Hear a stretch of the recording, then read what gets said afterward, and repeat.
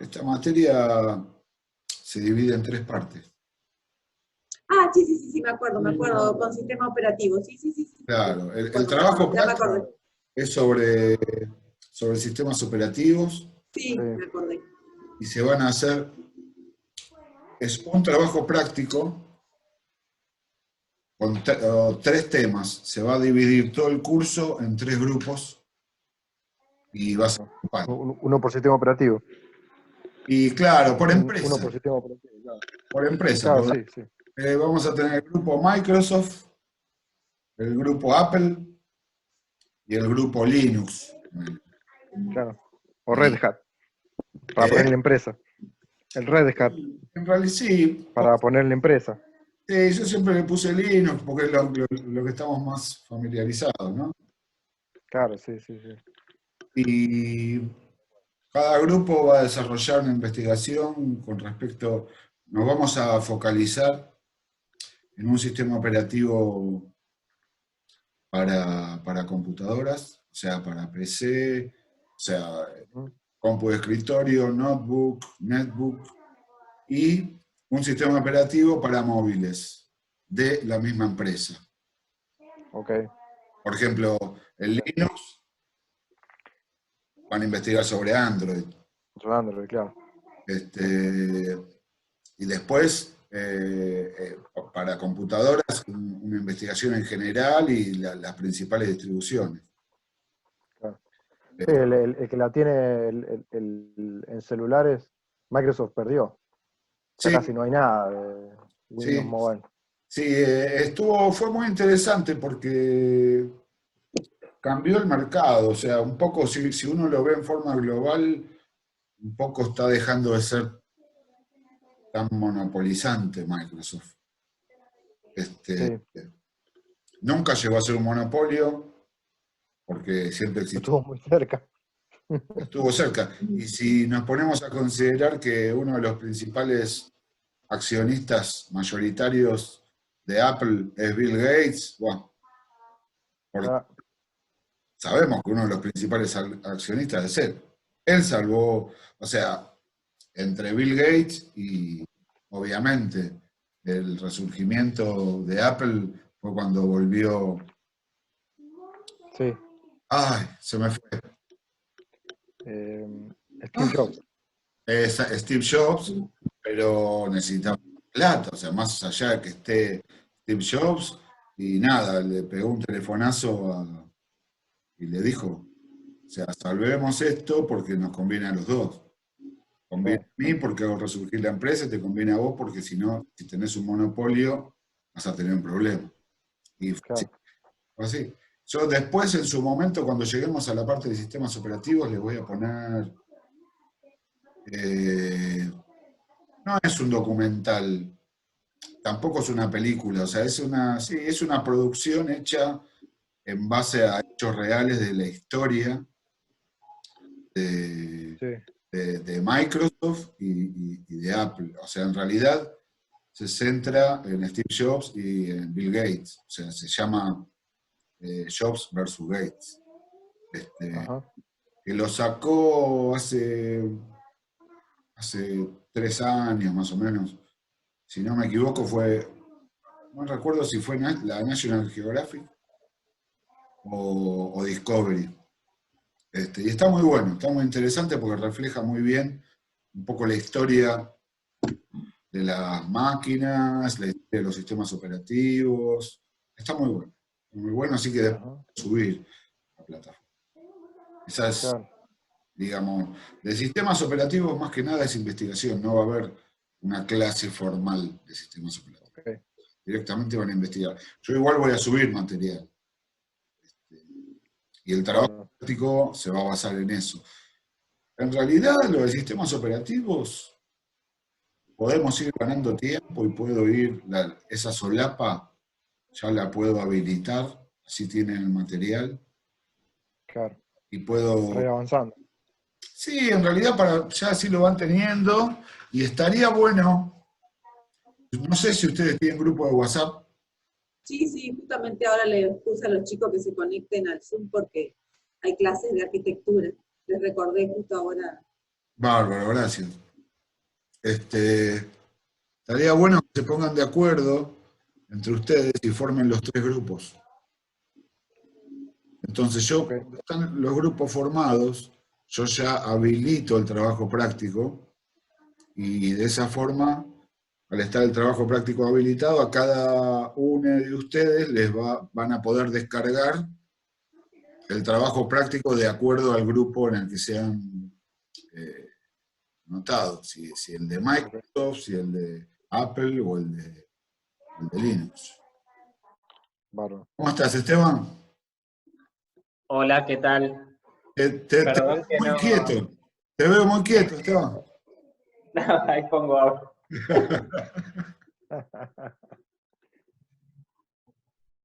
Todo bien, todo bien. No es obligación, mostrarse.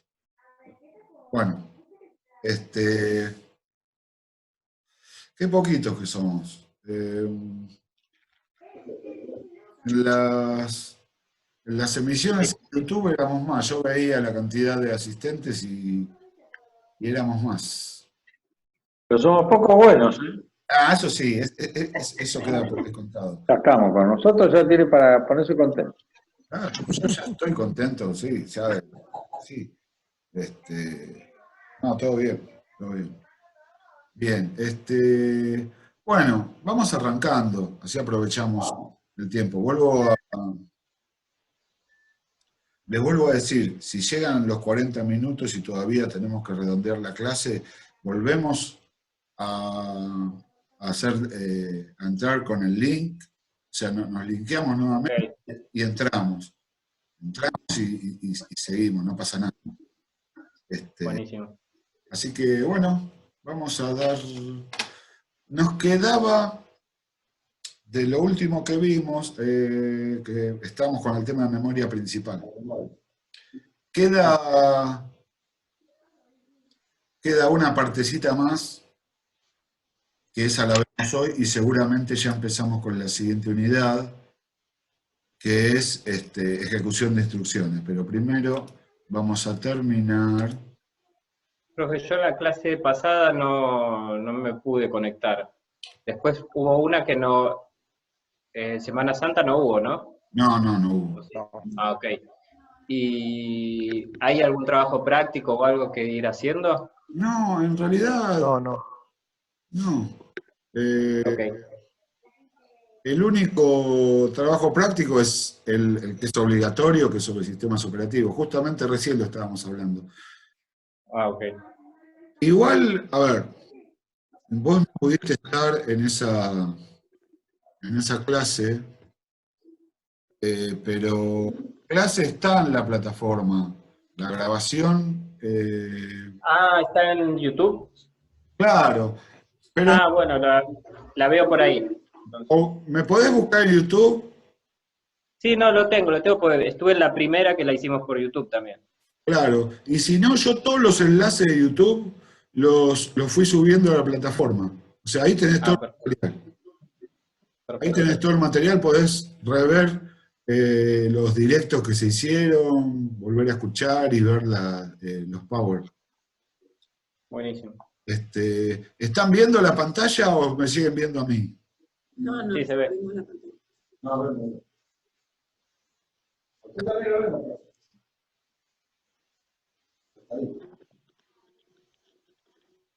Bien. Bueno, gente, vamos a continuar con el tema de memoria principal, con algunos temitas cortitos de la memoria principal. Bueno, esto es lo que vimos la clase pasada. No sé por qué hace ese ruido. ¿Se acuerdan los pasos que debe realizar el procesador en un proceso de lectura y escritura? ¿Recuerdan eso? Eso fue lo último que vimos. Sí. Esos son los 3 pasos. Primero, el procesador va mediante la línea de lectura y escritura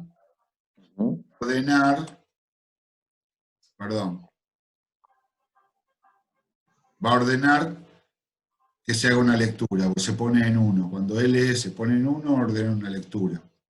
Después, en las líneas de dirección, el procesador va a poner la dirección de memoria a la que quiere apuntar. Ven que en este caso, en este ejemplo, es la 0207, va a viajar por la línea de dirección y apunta a esa dirección de memoria.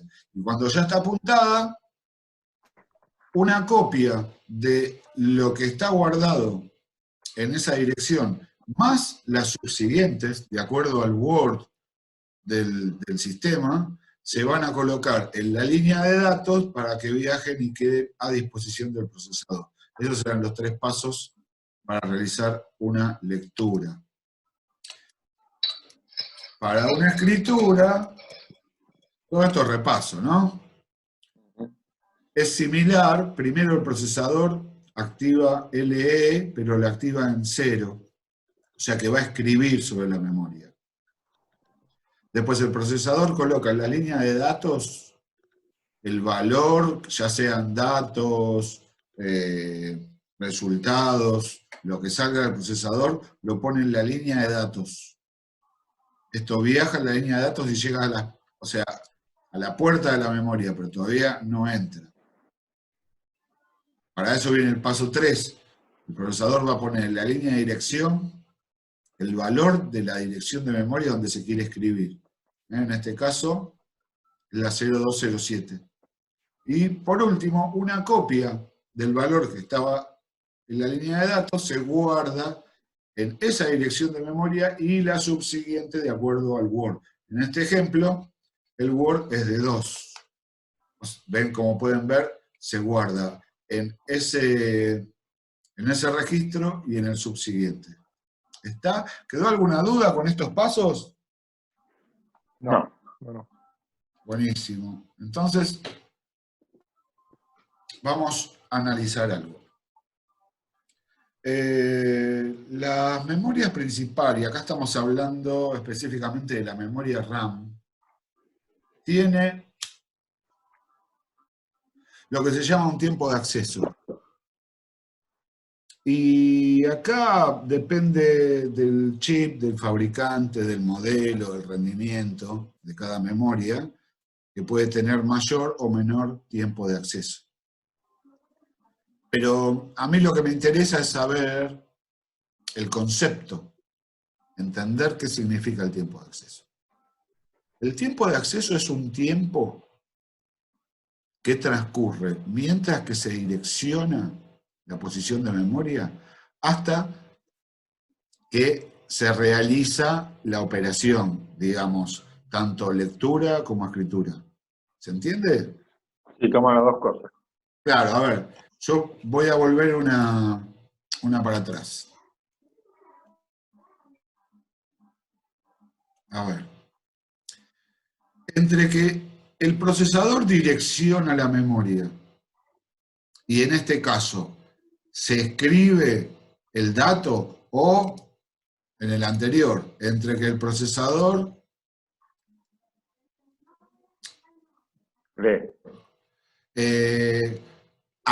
primero accede a la posición y después hace la lectura, transcurre un tiempo. Buah. Transcurre un tiempo. Ese tiempo se llama tiempo de acceso y se mide en nanosegundos. Un nanosegundo es la 1000.000.000ª parte de un segundo. ¿Se entiende? A ver, si yo tomo un segundo y lo divido en 1000, tengo 1000 milisegundos. Cada partecita es un milisegundo, una milésima parte de un segundo. Y yo a un milisegundo lo divido en 1000, tengo un microsegundo, que es la milésima parte de un milisegundo. O también se puede decir que es la millonésima parte de un segundo. Un segundo está dividido en 1.000.000 de microsegundos. ¿Está? Sí. Es la millonésima parte de un segundo. Ahora bien, sigo. Si yo tomo un microsegundo y lo divido en 1000 por 1000, lo que voy a tener, cada partecita es un nanosegundo. ¿Entiendes? O sea, un microsegundo está compuesto por 1000 nanosegundos. O sea que un nanosegundo es la 1000.000.000ª parte de un segundo. Un segundo está compuesto por 1000 millones de nanosegundos. ¿Está? ¿Me siguieron? ¿Se entendió eso?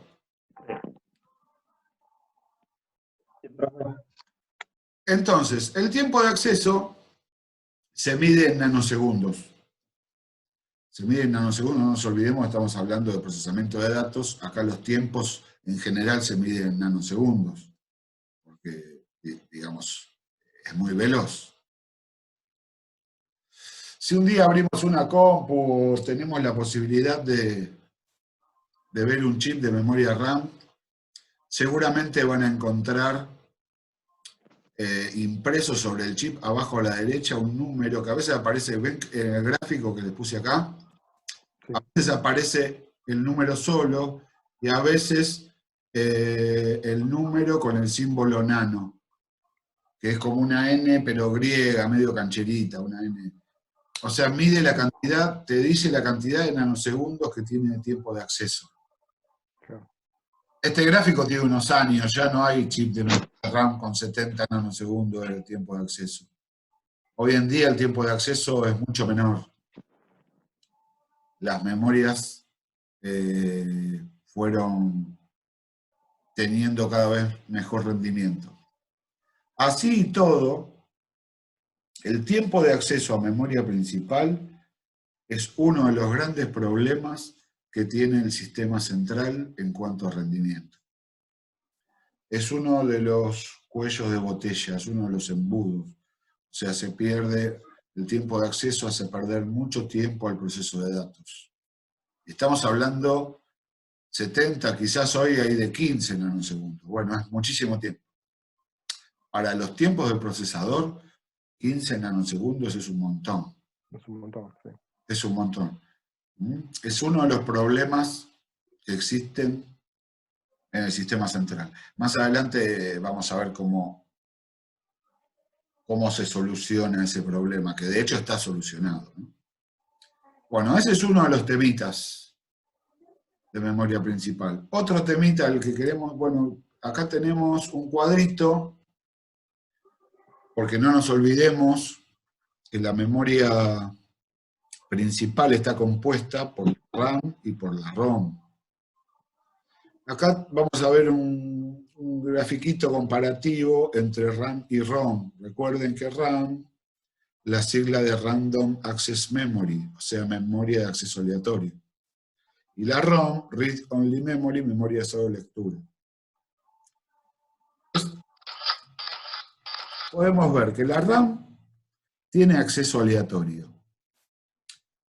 ¿Alguien me puede decir qué significa acceso aleatorio? Sí, como que Continuado. ¿Cómo? Acceso continuado, al lado. No, que pueda acceder a cualquier dirección de memoria. Es Sí. como, no sé explicarlo, pero como una suerte, como... Cuando nos referimos a acceso aleatorio significa que el procesador puede acceder a cualquier posición de memoria en el mismo tiempo. El tiempo de acceso del que hablamos recién es el mismo para cualquier dirección de memoria. Eso significa acceso aleatorio. O sea que el procesador va a tardar lo mismo en llegar a la primera posición, a una posición del medio o a una de las últimas posiciones de la memoria. El tiempo de acceso es siempre el mismo. ¿Y por qué recalcamos esto? Porque no siempre fue así. Antes había otros tipos de accesos. No existía el acceso aleatorio en computadoras viejas. En computadoras viejas, el acceso, durante muchos años, el acceso que más había era el acceso secuencial. ¿Qué quiere decir? Que cada posición el acceso secuencial, cada posición de memoria tenía su propio tiempo de acceso. No había dos posiciones de memoria en la cual se tardara lo mismo en acceder. Cuanto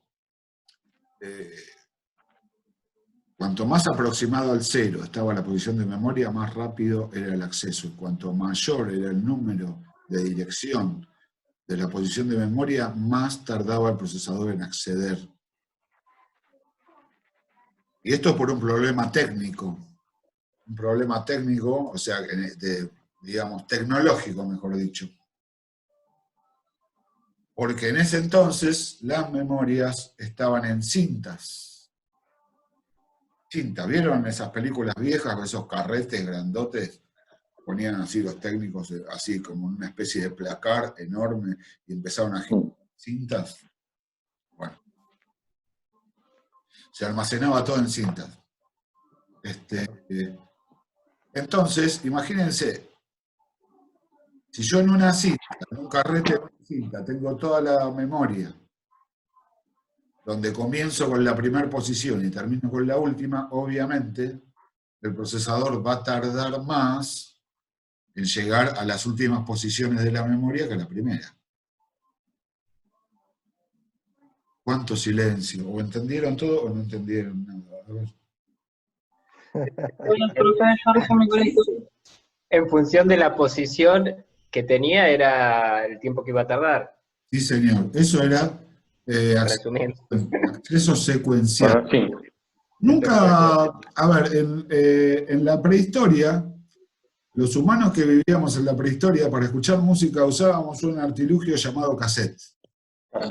Sí. Era una cajita plástica rectangular, dos agujeritos, se ponía, y tenía una cinta, iba girando y ahí estaba lo mejor del heavy metal, por ejemplo.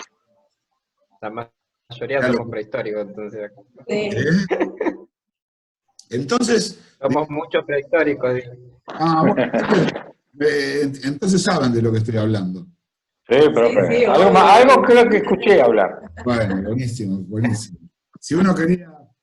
No participé nunca. Si estaba rebobinado, empezaba con el tema 1. Con la lapicera. El tema 1 lo tenía ahí al toque. Si quería escuchar el tema 5, tenía que tardar en adelantar la cinta hasta encontrarlo, buscarlo y ponerlo. Era todo un...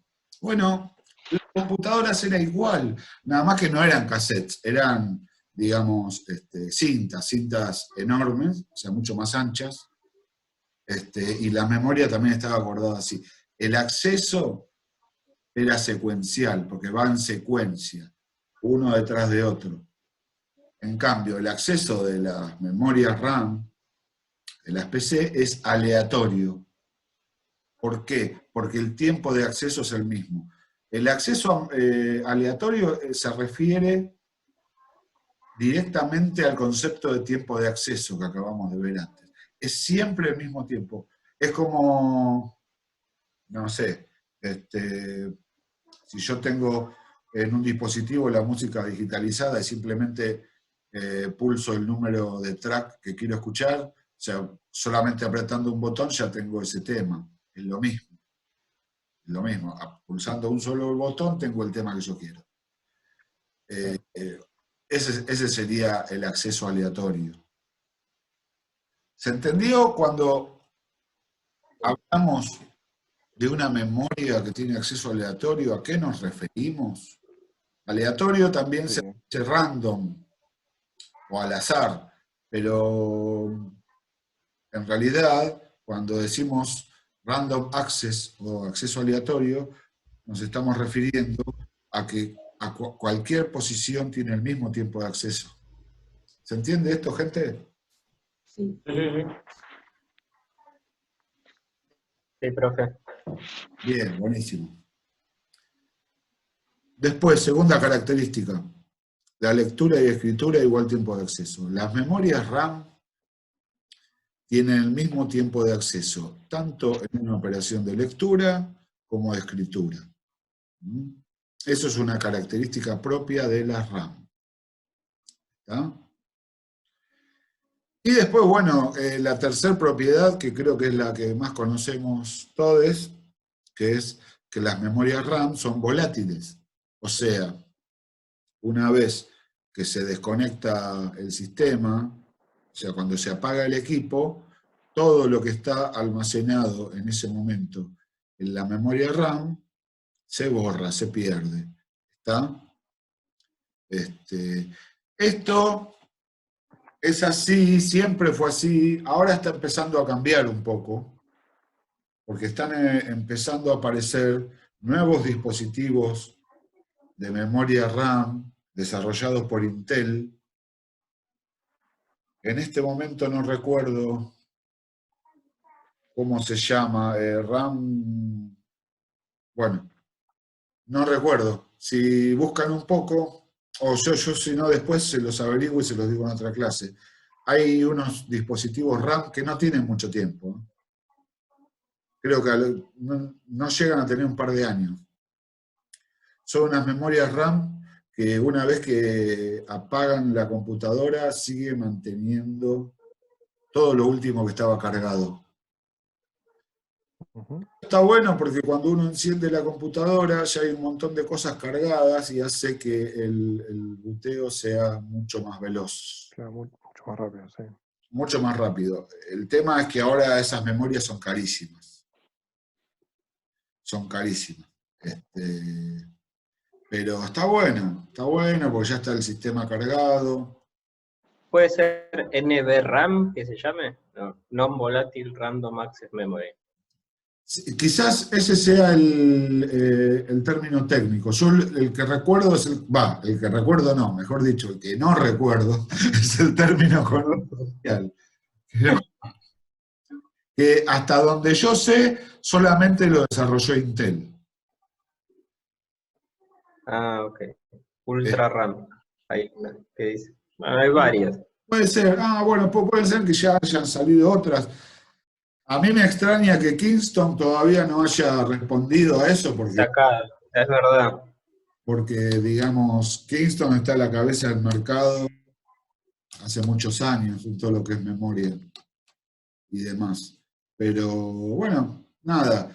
Igual técnicamente una propiedad de la RAM es que es volátil. Por más que, bueno, ahora están apareciendo unas RAM diferentes, seguramente se las categorizará de otra forma. Lo mismo pasa con la ROM. Ya no hay más ROM propiamente dicha. Las viejas ROM ya no se usan más. O sí existen ROM de las características tradicionales, pero no cumpliendo la función de ROM BIOS, no cumpliendo el rol de memoria principal, sino otros dispositivos ROM que se encuentran dentro del sistema central, que ya los vamos a ir viendo. O sea, han aparecido, la tecnología nos dio nuevos avances, nuevos progresos con respecto a ese tipo de memorias, entonces surgieron nuevas categorías de ROM. Les quedó el nombre ROM. Yo supongo que en este caso va a ser lo mismo, le va a quedar el nombre de RAM, pero ya no con la propiedad de ser volátil. Ahora, de la siguiente diapositiva vamos a hablar un poco de ROM. O sea, vamos a hacer un cuadro comparativo entre todos los tipos de ROM. Vamos a terminar con este cuadrito porque estamos viendo diferencias y similitudes entre RAM y ROM y solamente vimos RAM. Vamos a ver qué pasa con la ROM. La ROM, Read Only Memory o memoria de solo lectura, una de las propiedades es que también tiene acceso aleatorio. El tipo de acceso a cualquier dispositivo ROM es tan aleatorio como el acceso de la RAM. Después, la gran diferencia que hay entre la ROM y la RAM, entre otras, es que el tiempo de acceso para una operación de lectura y el tiempo de acceso para una operación de escritura son distintos. Siempre leer en una ROM es mucho más rápido que escribir en una ROM. Eso pasa en todos los dispositivos ROM. En todos los dispositivos ROM la escritura es lenta. La escritura es lenta. Eso pasa hasta en los pendrives. Ustedes saben Sí. que los pendrives son memorias ROM. El tema es que la tecnología de pendrives y de tarjetas ha avanzado tanto últimamente que la diferencia de tiempo de acceso entre lectura y escritura hoy casi ni se nota. Casi ni se nota. Pero si alguna vez compran un nuevo pendrive o una tarjeta, fíjense en la parte de atrás del blister, donde están las características técnicas, van a aparecer el tiempo de acceso de lectura y el tiempo de acceso de escritura. Y son distintos. Cada vez la brecha se va achicando. No se va a achicar nunca en realidad, pero cada vez es imperceptible casi la diferencia. Yo una vez me puse a experimentar con un pendrive, con un archivo pesado, le tomaba el tiempo para guardarlo y después para copiarlo del pendrive al rígido, ¿no? Y sí, hay una pequeña diferencia de tiempo. Uno no se da cuenta cuando enchufás, ponés y nada, tarda un poco más, tarda un poco menos. No estamos hablando de tiempos considerables, pero sí existe una diferencia de tiempo. De acuerdo al dispositivo ROM, esa brecha va a ser mayor o menor. En los pendrive prácticamente no existe. Y en la ROM de la memoria principal también se está achicando la brecha. Y bueno, y por último, la tercera característica de la ROM es que son no volátiles, como todos ya sabemos. ¿Tá? ¿Dudas, consultas, gente? No. Vamos bien hasta ahí. ¿Vamos bien? Sí, sí. Ahora vamos al cuadrito que habíamos dicho, la categorización de las memorias ROM. La misma tecnología hizo que a medida que fueron apareciendo nuevos dispositivos ROM, cada uno de ellos tiene distintas características. Entonces, las memorias ROM hoy en día están divididas en tres clases. Las primeras que salieron son... ¿Ven el cursor del mouse? ¿Lo pueden ver? Sí. Abajo de todo. Porque me sirve como... Sí, profe. Sí, me sirve como puntero. Las primeras ROM que aparecieron en las primeras PC eran las ROM puras, memorias para ser solo leídas, ¿no? Uh-huh. Primero salieron las ROM, propiamente dichas, y después las PROM. ¿Cuáles son las características de esta clase? Acá dice, una vez que la memoria fue escrita, no se puede reescribir. Y no son volátiles. No son volátiles. Entonces, primero salieron las ROM. Las ROM originales se escribían en fábrica. En el mismo lugar donde fabricaban el microchip ROM, ahí le insertaban toda la información, que sería el BIOS y demás. Después salieron las PROM. De fábrica salían las PROM vacías y después en la terminal de ensamblado de computadoras tenían un dispositivo con el cual escribían ahí las ROM, las escribían de acuerdo a los requerimientos de ese fabricante. Eran un poco mejor porque eran más especializadas a esa computadora en la cual iba a ser parte. PROM, esa P significa programmable, o sea, programable. Una ROM programable. Esas son las primeras, pero son ROM puras. Fueron escritas y ya no cambian más. Y después tenemos la otra clase de ROM, las RMM. Las RMM-ROM, la Read Mostly Memory, de ahí sale RMM, que significa memorias para ser mayormente leídas, significa que por lo general se van a leer,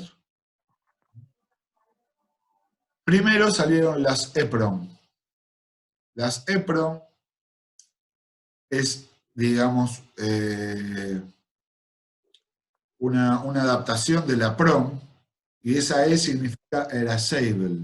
Claro, eran borrables. Borrables. Erasable, borrables. Esas eran unas ROM que en el chip venía un huequito. Sí, que venía tapado eso. Venía tapado con un sticker. Y si Stickers. segundos a la luz ultravioleta, a la luz del día y demás, se borraba toda la memoria. En los 90 apareció la EEPROM. Era pre-internet. Ya estaban las EEPROM como una novedad.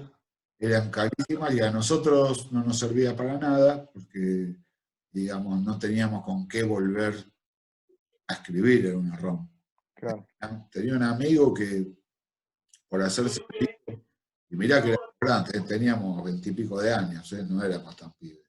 Y le sacó el sticker a su ROM para ver qué pasaba y se le borró. Se le borró. Claro. Tuvo que ir a comprar otra porque, digamos, no es que cada uno en su casa tenía un aparato para escribir una ROM. ¿Entiendes? O sea, Sí. un avance, pero fue, digamos, una ventaja más que nada para el fabricante, más que para el usuario. Y después, con el advenimiento de Internet y el empezar a compartir recursos y demás, hubo quien pudo adaptar una EEPROM sabiendo cómo volver a escribir, pero digamos, eso era para muy poca gente. Yo no lo hice nunca.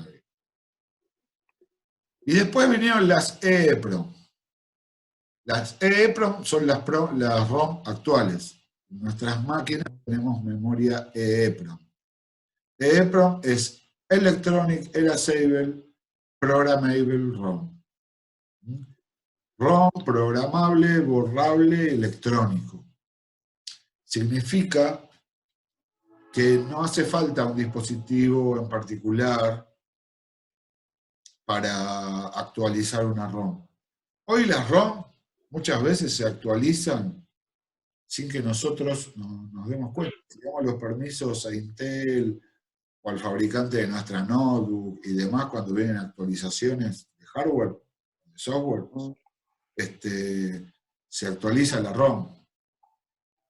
Y lo bueno es que las ROM de ahora se pueden actualizar solamente donde es necesario. Quizás del 100% del código que está escrito en una ROM, solamente hay que actualizar el 2%. Y eso es lo que se va a borrar y volver a escribir.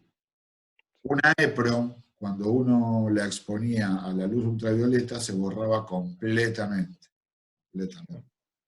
Por eso las EEPROM fueron, digamos, la mejor respuesta. De hecho, son las que hoy en día, hasta el momento, tenemos en nuestras computadoras.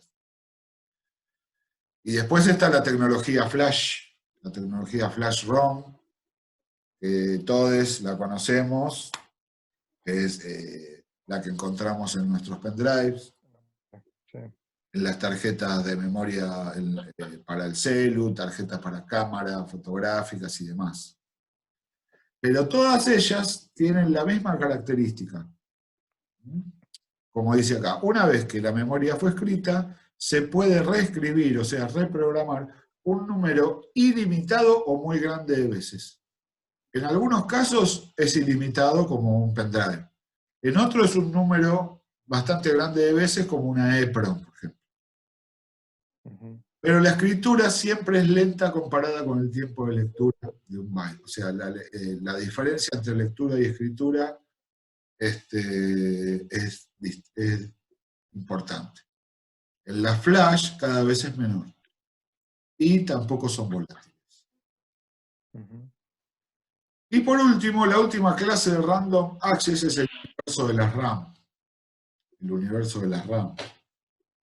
A las cuales ya veo que dentro de poco hay que agregarle una nueva clase, que son las clases de RAM no volátiles. No volátiles, sí. Claro, eso seguramente ya en poco tiempo voy a tener que hacer un cuadrito nuevo. Miren qué cuadrito está viejo que está escrito en Times New Roman. Claro, uno más o menos se da cuenta de cuándo hizo ese documento por el tipo de Tipografía.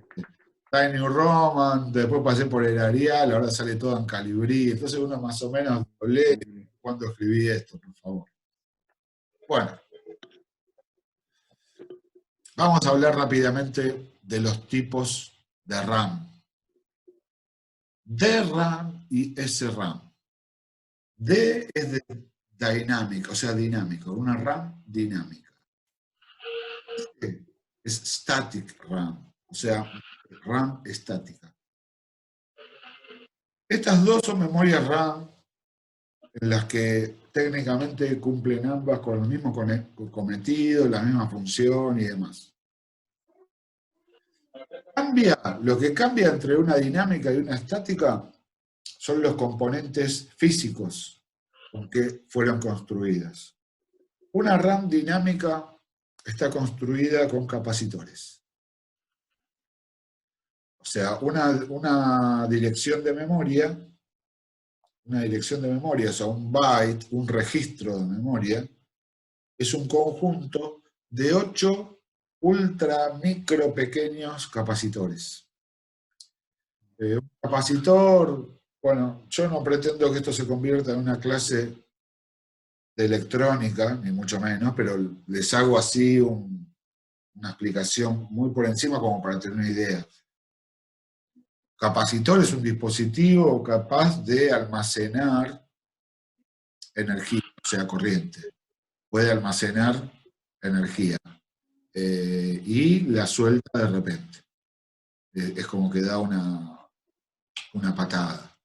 Un capacitor puede estar cargado o descargado. Entonces, los fabricantes de las memorias, aprovechando esa propiedad de los capacitores, consideran que si un capacitor está cargado de energía, estoy guardando un 1. Si un capacitor está vacío, estoy guardando un 0. Con esa tecnología armaron las memorias RAM dinámicas. ¿Por qué dinámicas? Porque necesitan de un constante refresco de energía para que se mantengan funcionando. Las memorias RAM, la memoria principal RAM que tenemos en nuestras computadoras son DRAM, o sea, RAM dinámica. ¿Se entiende esto, gente? Y después tenemos las estáticas.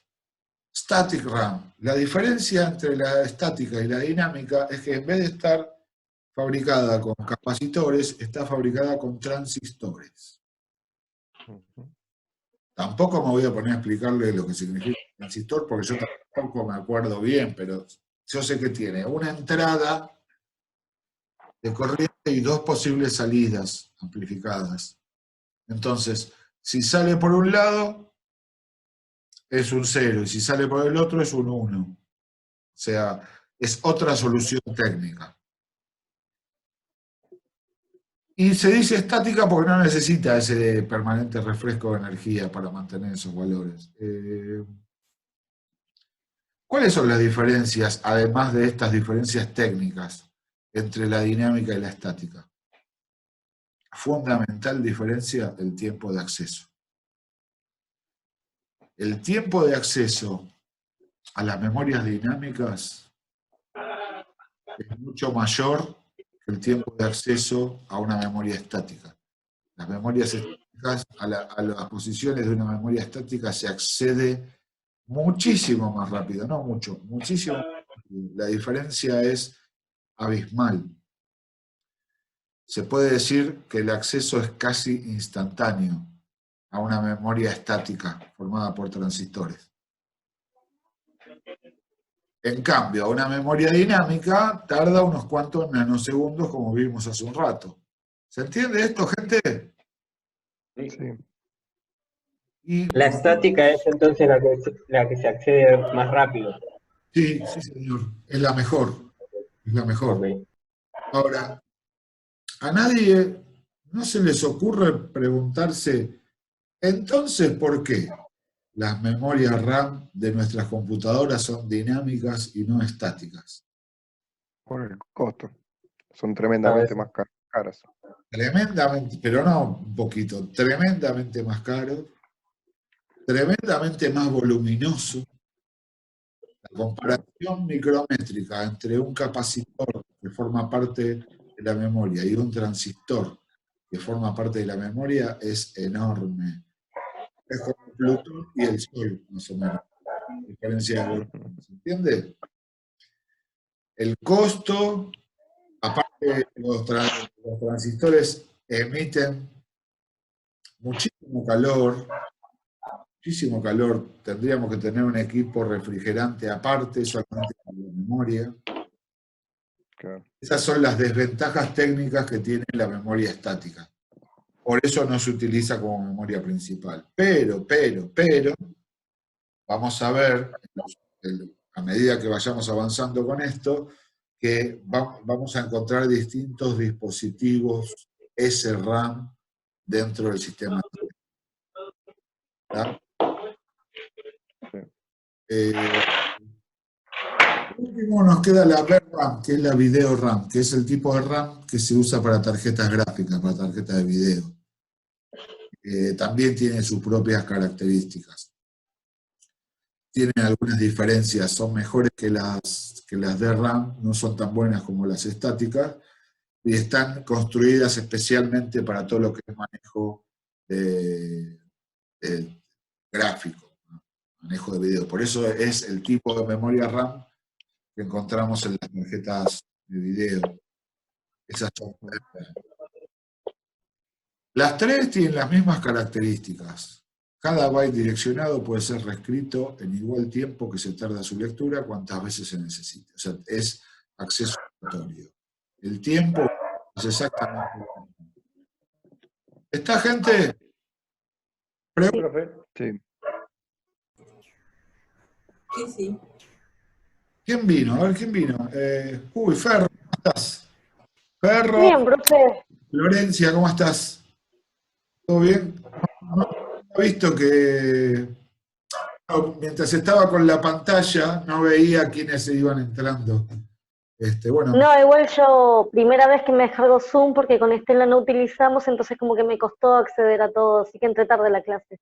Y nosotros también es la primera vez que hacemos Zoom, porque hasta ahora lo que estuvimos haciendo fue YouTube, fueron videos en vivo de YouTube. Sí, igual sé que usted estaba haciendo clases en Zoom para algoritmos.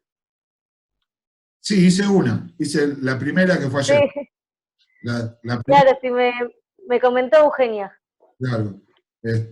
Sí, a partir de ahora vamos a cambiar YouTube por Zoom, porque las últimas 3 o 4 clases que hicimos en mis distintas materias con los directos de YouTube tuve muchos problemas.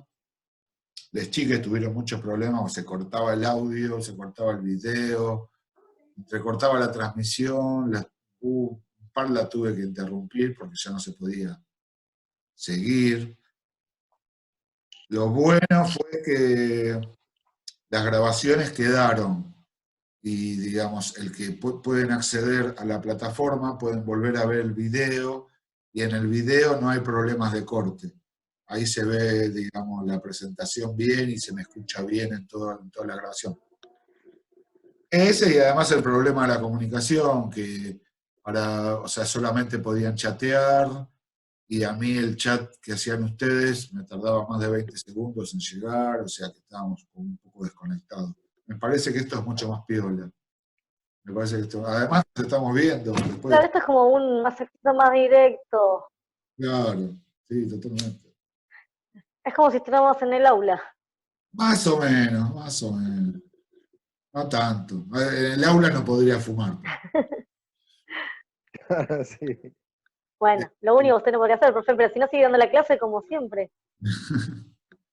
Sí, así que bueno, me parece que ya con esto, no sé si quedan preguntas, ya podemos ir cerrando la clase de hoy. El jueves que viene vamos a empezar un tema muy importante. No importante, muy importante, que es ejecución de instrucciones. Ok. Sí.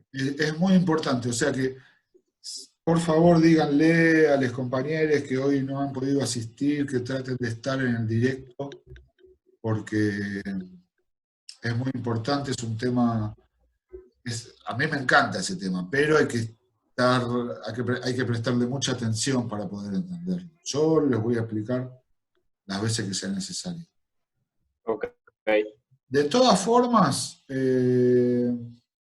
este directo que estamos haciendo en Zoom, yo una vez que termina, a mí Zoom me manda todo el archivo con la grabación, queda todo grabado. Y yo una vez que tenga la grabación lo voy a subir a mi canal de YouTube, así después lo enlazo en la plataforma y ustedes pueden acceder a esta clase para repasar todas las veces que necesiten. ¿Está? Claro. Bueno, gente, ¿alguna pregunta más? ¿Algún comentario? Profe, con este tema de la modalidad virtual, ¿cómo se va a hacer? Porque usted por lo general era solamente toda la explicación en la clase, después era un trabajo práctico y el parcial, pero ahora que dicen que probablemente todo el cuatrimestre sea virtual, ¿cómo se va a hacer? Se va a hacer en forma virtual.